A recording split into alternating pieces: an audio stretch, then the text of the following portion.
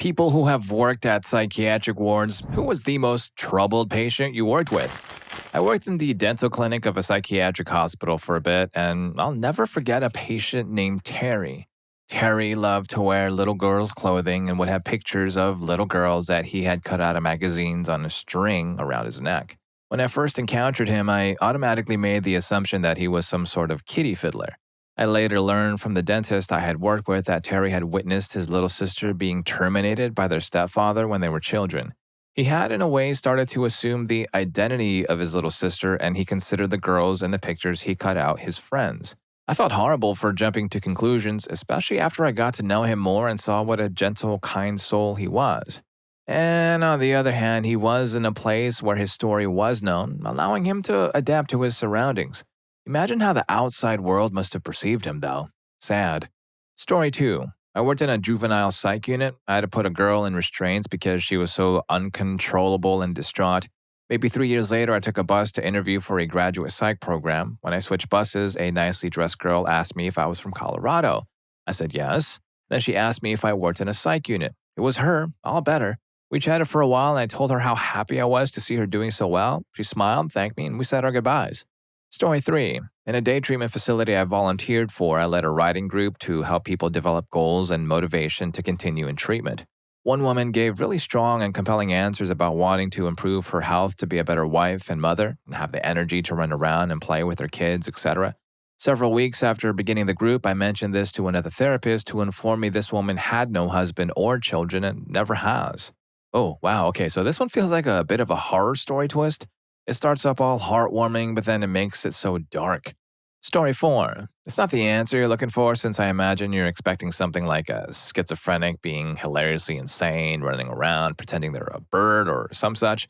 But brain damage. Brain damage can be absolutely horrific. Broken humans that don't work anymore and nobody knows what to do with them. There was one guy who had brain damage from infant meningitis. The guy's about 40 to 50 years old now, but is exactly what you might imagine.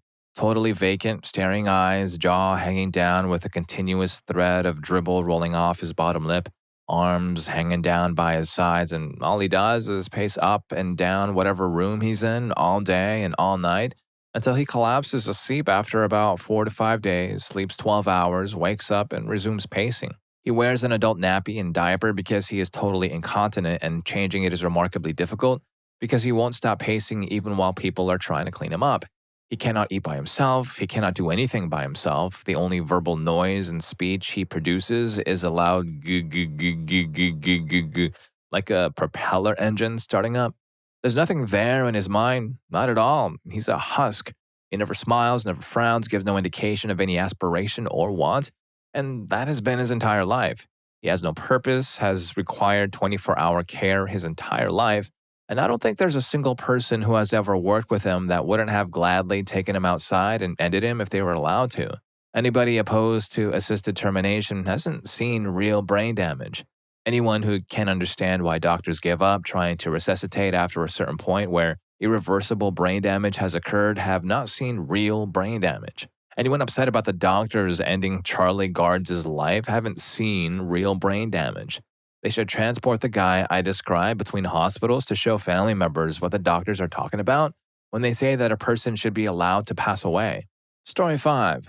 I had a kid once that kept freaking out during the night shift. He was from South America and kept babbling in Spanish about demons coming to get him, and I barely understood Spanish, so there wasn't much I could do to calm him down. He abruptly stopped screaming and went silent with huge eyes looking directly at something behind me. I turned around and there was nothing there, but he kept staring anyway. I didn't get much sleep after that shift. Story 6. I did a mental health co-op in high school. I would have to say a tie exists between the two most troubling patients that I encountered while doing my co-op. One was a guy who had Korsakoff syndrome. This guy was completely delusional and disassociated from time and location. He thought at times he was at a bowling alley, and at other times he thought he had gone shopping for shoes. They had to tie him into his chair because he could sometimes become violent. A small percentage of drinkers get Korsakoffs. Most of them pass away before it sets in, but about 2% of all drinkers will get this disorder. The other patient was someone with severe brain damage who had to be kept locked in a padded cell with access to nothing she could put in her mouth because she would continually try to eat anything. She ate styrofoam cups, plastic cutlery, plates, etc. Story 7. Kid that was completely dissociative would randomly just start screaming, asking his mother to stop hitting him. He was pretty low functioning, so it was really hard to process. He would look at me and tell me how she beat him with chains and belts. The doctor believed that the young man felt like he was in a safe environment for the first time in his life, and his mind was allowing him to remember past trauma. Story 8. I worked in a psych hospital for a couple months between undergrad and grad school. We were a short-term facility that mostly took crisis clients. However, we had some people who were there for months while waiting for a bed at the state hospital an hour away. And there are two patients which I think about on a semi-regular basis. One was a long-term client. He was diagnosed with severe treatment refractory schizophrenia. He had been diagnosed with early onset schizophrenia in his teenage years, in the 60s when I knew him, and had been in and out of psychiatric hospitals his whole life. His formal thought disorder was so bad that his speech was almost unintelligible, and he had a guardian ad litem to make decisions for him. When he started, he had already been there about 2 months, and everyone knew him. He was nice enough, and pretty much all he wanted in the world was a cigarette, which he couldn't have. He caused issues now and then, and so I started getting put on one-to-ones with him. We started to get to know each other, and he learned to like me a little. He got really frustrated once and punched me. The next day, he came up to me and said, "Sorry, Juba," what he called me, and gave me a hug. He left for the state hospital the day before my last day. The other one was a short-term client at the very end of my time there. He was a young guy who had tested positive for HIV and started experiencing termination thoughts as a result. He cried the entire time he was there. He wouldn't talk much and wasn't eating. Story 9. I've spent time inside a few different psychiatric facilities. I met a lot of interesting folks.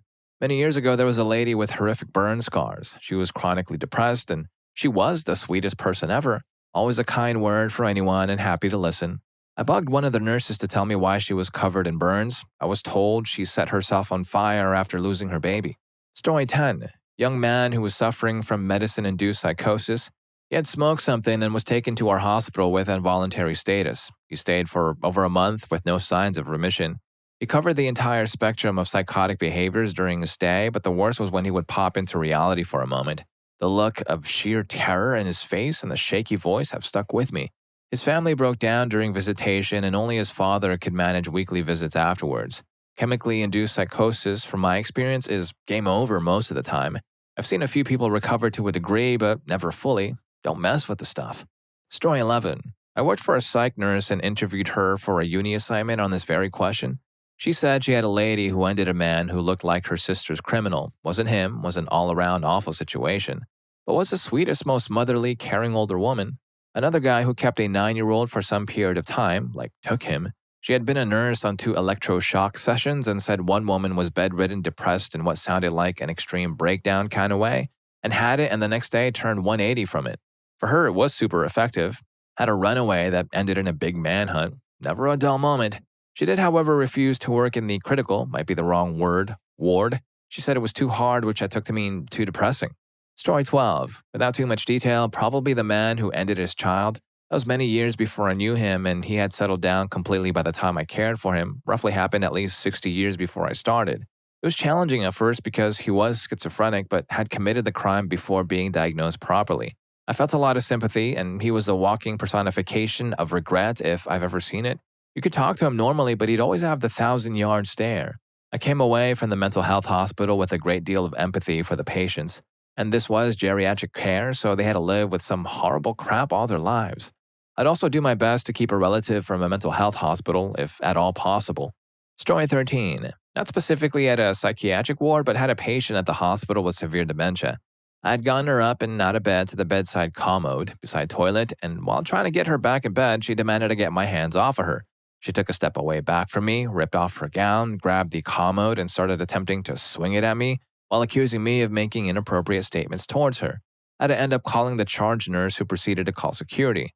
Well, about a minute later, security comes running in the room and busts out laughing as he sees a little old lady trying to corner me while swinging a commode at me. Story 14. A patient stormed off. He didn't like what his therapist was telling him, and it angered him off to hell. He went into the lobby and wrecked it. Coffee cups were crushed and thrown everywhere, water thrown all over the floor and couches, paintings and portraits had holes punched into them, not the face. Couch cushions were thrown and bitten, walls were punched. Then at last, the grand finale. He made his way up on a table, made a squat, and took a straight-up crap on the table. Worst tantrum ever. Not even the janitor wanted to deal with his mess. Story 15. I worked as a shopkeep in a mental community. The idea is that psychiatric patients that either could not or would not be rehabilitated into society would spend their time there. There was this one patient called Mark. Mark was 78. He spent his entire life in institutions since he was 24-ish. He was a millionaire, and I had their shop balances to prove it. He was driven to insanity after coming into a large amount of money, and he was paranoid about keeping it his. No longer a threat to anyone or himself, he was to spend his days at the community mainly because he had no idea how the outside world worked and no family or friends to entrust his care. Come one Christmas, he came to my shop and said, "I'm embarrassed, Mr. Jarl, because I never learned to write properly, and I really want to send Christmas cards to my friends. Would you help me out?" Being no calligraphist, I reluctantly agreed and spent a good part of 2 hours with him writing cards to the staff and his friends around the community. Finally, there was one card left. He said, "I want you to write this one to you." I respectfully declined. I didn't need the card, and I believe they are a waste of money and trees. No, I insist. You have done so much for me." Okay, well, I knew from my training not to agitate the patients if I could accept a request, so I would do it. So I wrote out the card, stuck it in its envelope, and handed it back to Mark. He looked at me, handed me the card with a wry grin, and said, "You just wrote a Christmas card to yourself. You should be in here, not me." He promptly skipped off with all of his cards. Poor Mr. Jarl now will have to spend Christmas wondering if he's truly sane. Ha ha. Story 16. Though not as harrowing as most of the comments here, when I was doing psych clerkship as a med student, there was a schizophrenic patient with the usual signs: auditory hallucinations, disheveled appearance, no expression on his face. He admitted to voices talking to him. The resident I was shadowing asked him what the voices say to him, and he refused to answer that question. Then she informed him that they can give him some medications to make the voices go away, and he immediately rebuked that option, mind you, still displaying no expression on his face the whole time. When the resident asked him why, he replied, "They're my only friends." That one hit me hard. Story 17. Worked in a forensic mental health facility for almost 2 years, and needless to say, there were a lot of people that I'd put on the troubled end of the spectrum. However, the one that was the most troubled easily was a guy we had in a vault 24/7. Like literally, his room door was a vault door.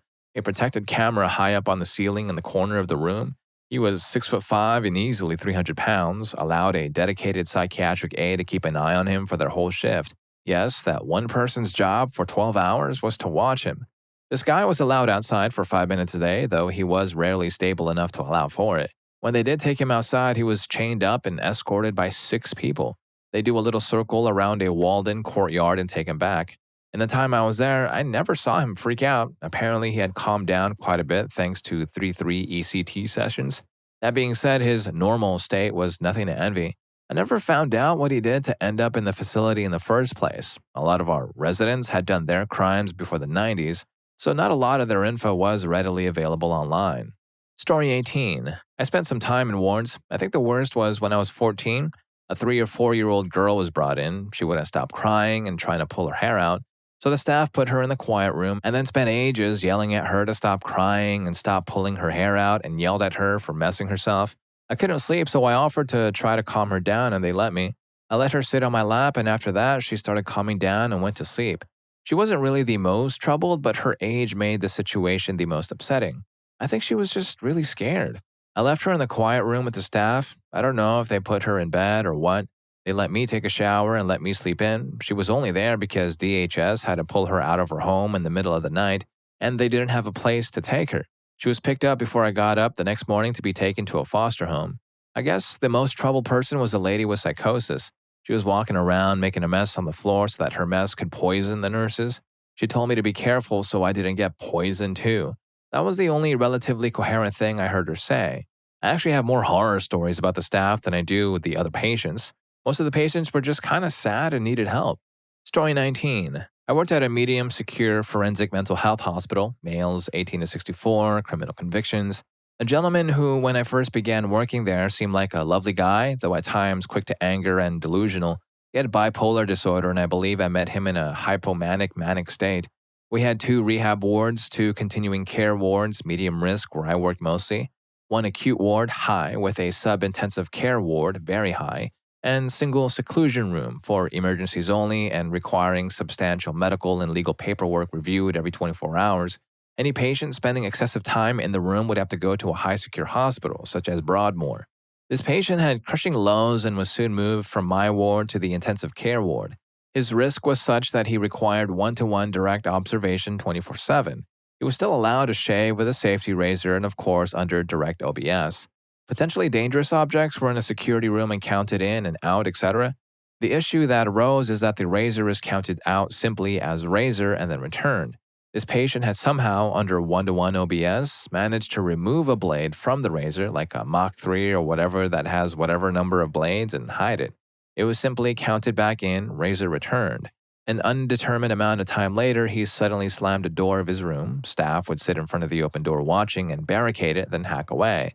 The mess was unimaginable, and he continued to fight off and scream and keep hacking away as staff got in. I couldn't imagine such crushing, desperate depression. Story 20.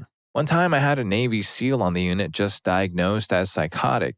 He decided to leave and we watched him kick his way through a locked metal door, something that we thought was physically impossible. He kicked and kicked until it bent enough to pull the latches free. As it was an involuntary court-ordered hospitalization, we were supposed to stop him. But when we saw what he was doing to the door, we decided maybe we should just let him go, as if we could have stopped him anyway. Called the police and let them deal with it. Heard later he was found limping, door took a toll, down a street in just his garments rambling about the enemy. Word was it took about 10 cops to subdue him. Story 21. In nursing school, I had a clinical rotation for 6 weeks in a mental health facility. I worked on an acute floor where patients would come in for treatment and then be discharged within a few days or weeks. 2 patients stand out in my mind. One was a Mexican Mennonite woman. I would talk with her and play cards with her. From our conversations, you couldn't really tell that anything was wrong with her except that sometimes she would have delusions.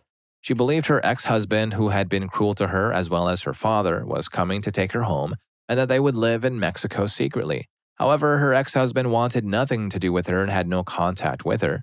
The other patient was 6 months pregnant. I was talking to her one day and she said that sometimes the voices in her head told her she wasn't pregnant.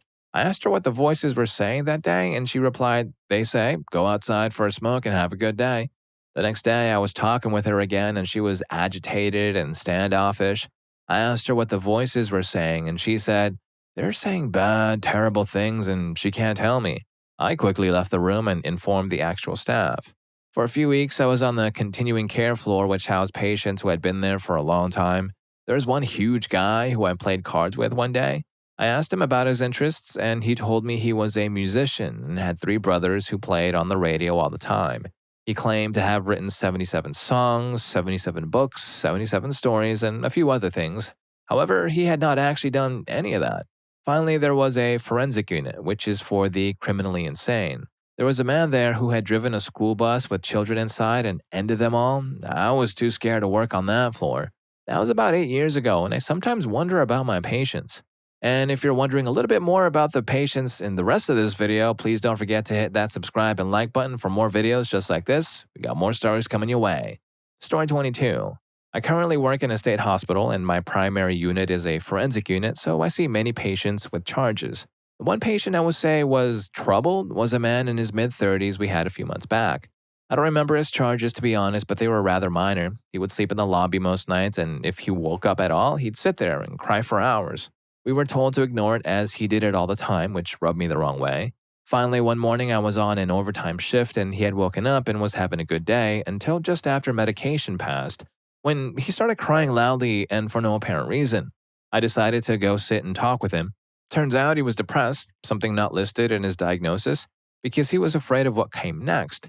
No one had told him about halfway homes or programs to help patients get back to a normal life after they had either their charges dropped, which were a few days later, or after they served their time in jail.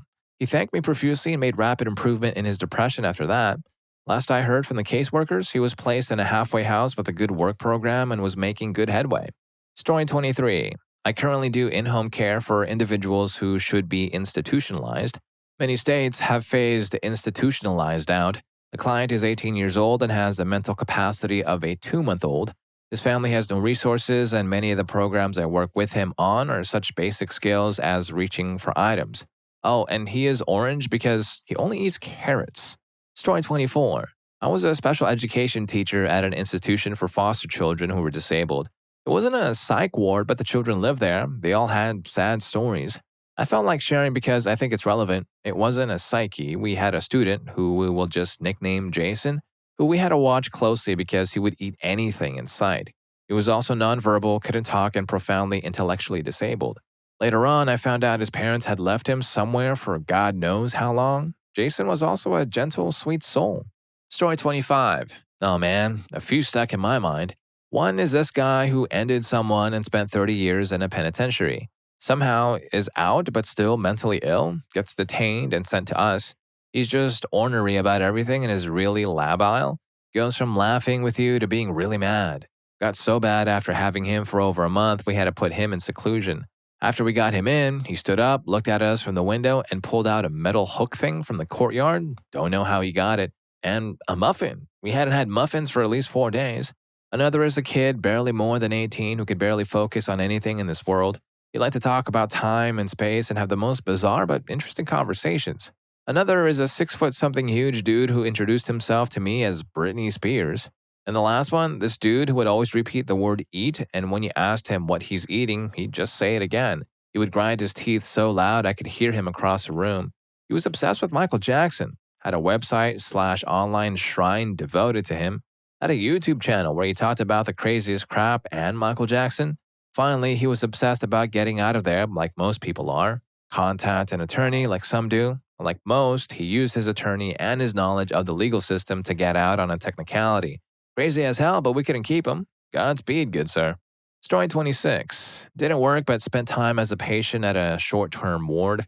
What struck me the most was this 40-year-old woman who had a daughter but spent most of her time in and out of the hospital because she acted and functioned with the maturity of a preteen. She and a few others were dependent on their families, but that dependency was so high that it seemed unlikely they'd be able to fully recover and ever become an autonomous adult. What really shocked me was when a kid I'd met 6 ago in a drop-in group therapy session appeared as admitted. He was one of those people that drew a room to him, and I was overcome with the will to become his friend as he told his story of how he was trying to figure out what his recent mental illness episode meant and how to navigate it.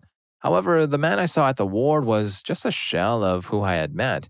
He sat to himself most of the time with this blank stare. If I inquired too much about what happened, he would get frustrated and shut down. Eventually, I found out he spent some time camping outside his house in a teepee in abject weather because he felt that that was the right thing to do. The most disheartening are the people who would recover if they were just treated as adults by the attendants. After holding a talk of sorts with a few patients about how music helped me get through my troubles, one of the patients who was silent and blank-faced broke down crying. The next day, she was smiling and dancing. For another woman, it seemed like an epiphany when I exclaimed that none of us in the ward are crazy, we're just going through a crisis. Story 27. I'm a lawyer who represents psych patients in involuntary commitment proceedings. The most troubled patients I've seen are young men and women who have served overseas in the military. I'm no doctor, but PTSD is some real deal crap that really can mess a person up. Combine severe PTSD with someone who has been trained as a professional terminating machine, and that person is going to have a hard time convincing a judge that they are good to be released from a psych ward. Story 28. I lived at a residential treatment center from the ages of 14-15 while being treated for severe chronic depression. There was a girl who lived in my building with schizophrenia, and oftentimes you'd see her flirting with a voice in her head. She'd be sitting there muttering to herself, smiling and twirling her hair in her fingers and batting her eyelashes. I didn't think much of it at first until I found out later that the only voice she heard in her head was that of her departed father who had mistreated her. After finding that out, it was severely sad and creepy whenever it happened. Story 29. I worked primarily on a ped psych unit when I started working in health, but given that it was a research hospital, I was required to float around to different units to make sure I was competent to work with multiple populations. When I first started working in psych, I had one patient who came to us from residential from a med adjustment. At the point where he was taken from his father's custody, he had been locked in a closet for a few years. The only times he was allowed out was during his father's weekly poker games where the winner was allowed to take him into a back room and do whatever they wanted. Whenever the kid was triggered, he would throw himself to the floor and repeatedly start slamming his head on the ground. I saw him a few years later on one of the adult floors. Not much had changed. There were a bunch of other terrible stories I heard during my time there, but this one was the only patient I got to see years later. Story 30. This is my brother's story. He was in his clinical psych rotation. Randy the Dragon, not his real name.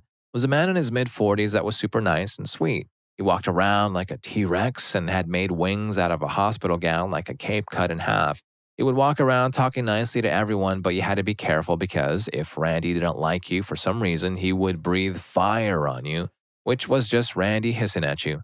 And if you played along, that was all well and good, but if you laughed at him and let your guard down or ignored him, he might bite you, and go after you the same way a dragon would and would need to be restrained and sedated and put in restraints. Now, it seems pretty harmless minus the biting, but Randy was completely delusional and schizophrenic, and he was a danger to himself and others, so he will most likely be institutionalized for the rest of his life. One of the nurses told him that Randy had been in there since he was like 20 years old, so he had already been there most of his adult life. Story 31. My sister used to work in a nursing home as a CNA. She says the ones with severe dementia were her favorite residents because they were super nice and easy to work with. One of them loved to sing, even though she wasn't all that good at it. One time, my sister had to leave her room after they'd done some sort of sing-along while sister was getting some work done, and she said something along the lines of, "Okay, I have to go now. How about you think of some more songs that we can sing when I get back?" An hour or so later, sister had forgotten about it and went back to her room to get something she'd forgotten, and the lady goes like, "Mary had a little lamb," in this like screechy old woman voice. Story 32. Didn't work there, but visited a psych ward on a field trip when I was 11. It was kind of a hangout session with the less troubled residents with a 6th grade class. Obviously, we didn't meet the people that were the worst off in the ward. Our teacher, who set it up, told us about all of the people who we were going to meet. She especially mentioned this one man who would compulsively harm himself. She told us about him so no one would freak out when they saw him. He was incredibly kind to us when we were doing arts and crafts and seemed like a normal person despite his appearance, which is alarming when you're 11 years old. He was a gentle soul but required constant supervision to prevent further self-harm. I definitely came out of the experience having a different perspective on mental illnesses, and I will never forget that school trip. This isn't going to be the craziest story in this thread by miles, but I think it shows how misunderstood many people are who live in psych wards. Story 33. There's one guy I remember. Normally, I work on an open ward, and sometimes the closed wards call for help, or when they push the alarm, we have to run. More than 50 times in 2 weeks, I was there just for this guy, mid-30s. He had absolutely no control over what he was doing. Every time I've been there, he said weird stuff like, "The butterflies fly high to the light when they're in hell." He started to remember me after the 20th time I'd been there. Sometimes there was a glimpse of how he had been before he got sick. I talked to him for 1 or 2 minutes and he was totally focused on me, answering me like a normal human being. I've even managed to calm him down a few times. Because nothing seemed to cure this poor man, he started to take the last medication possible, called clozapine. He actually seemed to get better. He even changed to my ward for a few days, but it was just too much freedom for him. One day, he gets a vacation from the closed ward. He seemed to be mentally strong enough to go out because he had 1 to 3 hour vacations that went well. But these kinds of mental illnesses get back to you when you least expect it. I think I will always remember him. Story 34. I worked as a nurse at an adult ward in a corrupt Southeast Asian country, and I handled a 22-year-old patient who's been mentally challenged. His uncle framed him and made everyone believe that he mistreated his niece, which sent him to jail, then a mental institution. Since he's diagnosed with moderate mental challenges, he can't stand to prove himself innocent in court. It hurts because you feel his innocence and kindness as soon as you talk to him. He has the biggest heart, but no one in his family wants to visit him and take him back because they don't want to bring back a mentally challenged criminal. He thinks that doing all the chores and good deeds in the ward will get back to the family, which will make them want him back. The ward hasn't gotten any calls from anyone in the past 4 years. Until this day, it still breaks my heart. Story 35. I'm late to the party, but here it goes. I volunteered at a youth facility in college, and one kid was in a rough place. He had pretty severe Tourette's, some kind of mild schizophrenia, depression, and a host of other things too. He would go from being your best friend to blaming you for the passing of a non-existent family member in seconds. So, yeah, he was in a rough place. On a lighter note, I did get to witness the greatest game of Monopoly ever played that involved that kid and another troubled little dude. They played with one of those electronic banks that keeps track of money for you. Each of them had several green army men on the board. One rolled a dice to move, the other drew Uno cards. Sometimes they decided that the other player had to skip their turn. Nothing to do with the Uno card that was drawn, I asked. Other times they would go at once, and whoever moved the other player's piece first got to keep it for themselves. When they landed on a space, whether it was owned or not, they would call out a number, and that was the amount that was owed. It started low, but was in the millions within a few minutes. There were also chocolate gold coins and Jolly Ranchers involved in some way, but I could never figure out how they decided when to trade candy or who owed who by how much. I don't think there was a winner to this game, but man, it was entertaining to watch. Story 36. I don't work in a psychiatric ward, but I work for the criminal justice system, and we often work with folks who suffer from mental illnesses. One of my favorite clients is one of them. He has a history of mental health issues and substance use. About a year ago, he coded. The doctors managed to bring him back to life, but wrote the wrong first name. He now keeps telling us that he met God and has been reborn as this other person. They called him this new name when he was at the hospital for days until we told them that they did not have the right name. He also time travels. He's back in jail now and constantly calls me from the past to ask me if his parents are still alive. Great guy, though. Story 37. I work at a psychiatric and behavioral institution that houses both adults and children. My position there puts me in direct contact with these patients my entire shift. On the child side, we had a patient that has been there around 5 times this year. He hears several voices. I've watched this kid have conversations with God, Jesus, Legion, and his own soul. He was hyper-religious, which is actually super common with this type of patient. Highlights include him being convinced he needed to remove his hand because of his sins, and claiming that he mistreated another being from another realm. We still hope that the last one is a hallucination. On the adult side, we had a patient that was walking around bothering the other patients. The nurses decided they needed a PRN, which is essentially a sedative. I walked into her room with the RN, who we'll call John for privacy. She was wrapped in a blanket sitting on her bed, and John told her we were going to give her a shot to help her calm down. She said, "First, you must tell me your name." John says, "Well, hi, I'm John. Now let me see your shoulder for the shot." She replies, "I know John, and he passed away." John looks at himself and says, "Well, I feel fine, but we're going to do this shot now." At this point, she flings off the blanket and runs towards the door. Story 38. I worked in a geriatric psych unit for a few years. I've taken care of many patients with late-stage dementia or Alzheimer's. The most heartbreaking ones are the ones who had severe memory issues, literally 10-second Tom from the movie 50 First Dates. Sometimes it was all right because they were in a bliss-like good mood. However, the bad times were rough to work through because these patients can be in a state of pure rage and have absolutely no idea why. It also seems like they are living life on a 10 to 15-second loop. It's definitely something I hope most people don't ever have to see in a loved one or experience for themselves. Story 39. I work on NHS psychiatric adult wards in the UK, and I've seen many interesting sights, too many to mention.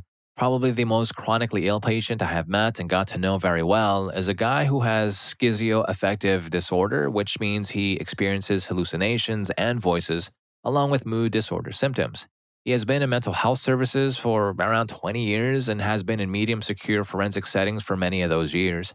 When he was first admitted to my ward, he had 2 pairs of jogging bottoms on, 3 jumpers, one with one arm out, and a bicycle helmet on along with mismatched shoes and was completely mute. He goes through periods of very low mood where he will lie in bed all day apart from going to the toilet and sometimes getting food without saying a word to anyone. This goes on for months at a time. He can also be extremely aggressive, but without showing any warning signs. He has punched staff and other patients unprovoked as voices were telling him to. He also goes through manic periods while he will sing and dance by himself in communal areas for hours at a time and talk loudly of the thousands of gang members he's ended in his hometown. I find him the most fascinating patient I've cared for as he exhibits all the symptoms and periods of mania and depression of his diagnosis. Plus, he comes out with some hilarious stuff. Story 40. The hospital I worked at over the summer had an inpatient mental health ward. It was bleak there, to say the least. 2 hallways, 1 TV, no rec space. You could only go outside if you were voluntary or had a day pass. There was one kid who had been there for nearly 6 months at that point. Not older than me, I don't think. He couldn't have been more than 22 or 23 years old. He was severely autistic and had problems with personal space. He would hit you if you got too close, and not a little love tap, a full-on closed fist punch. He's injured other patients, nurses, and security multiple times, and when it's time for lights out, it takes him up to 3 hours to just put on pajamas and brush his teeth. He was doing better towards the end of the summer, but then he hit a guard and a nurse over a weekend. I felt bad for him because his doctor considered giving him a day pass because his behavior had improved, but then that happened and they pretty much just said, forget it. I'm at a new hospital now, but I have no doubts he's still there. It's unfortunate, but he'll likely spend his life in psychiatric wards. Working with mental health patients has given me so much perspective on the issues we face as a society tasked with the care of these kinds of individuals. We've come so far, but we still have a long way to go. Story 41 wasn't a lockdown psych ward, but a group home for people either on their way out of one or pretty close to being sent to one. Had a guy who was diagnosed with ASD, but mom didn't buy it, was homeschooled, the literal worst thing you can do in this situation. So, cognitively and emotionally, he was roughly a 2 to 3 year old. Problem was, he was a 6'6", 270-pound man. So, when he threw a tantrum, it was a legitimate life or doom situation. He didn't last for long before being sent to a locked unit. However, a place wasn't readily available to take him, so we had like a 2-week gap where we were trying to find a placement. Our emergency plan was to evacuate everyone else and have me keep close to him until the police arrived. And if any of these stories got to you, here's more for you. YouTube thinks you're going to love this. I'll catch you in that video.